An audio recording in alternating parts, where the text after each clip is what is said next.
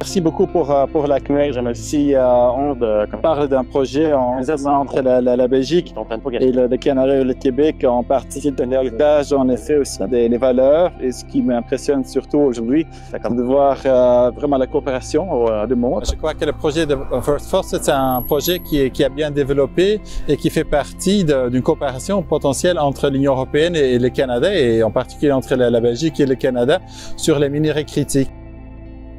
On a eu en 2024 la reconnaissance du phosphate sur la liste des minéraux critiques. L'acceptabilité sociale ici dans la région tient aussi du fait qu'on n'a pas vu à date de grands projets se réaliser.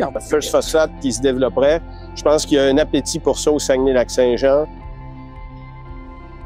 On s'est préparé pour les grands projets sur le territoire. Quand ça va être le temps au niveau du BAP, on va arriver et on va être prêt.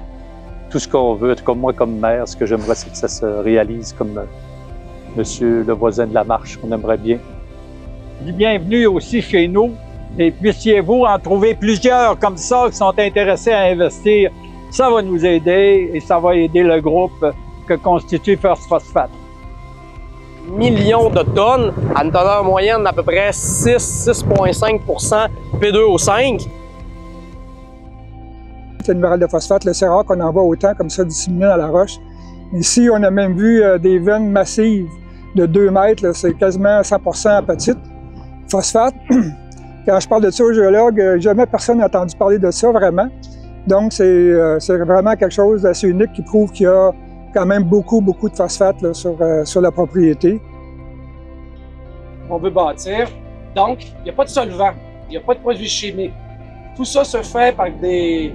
Ça fait 125 ans que les procédés sont connus. Le décapage, c'est important. Pourquoi? Parce que c'est là qu'on arrive à voir c'est comment cette roche-là, comment est-ce qu'elle apparaît.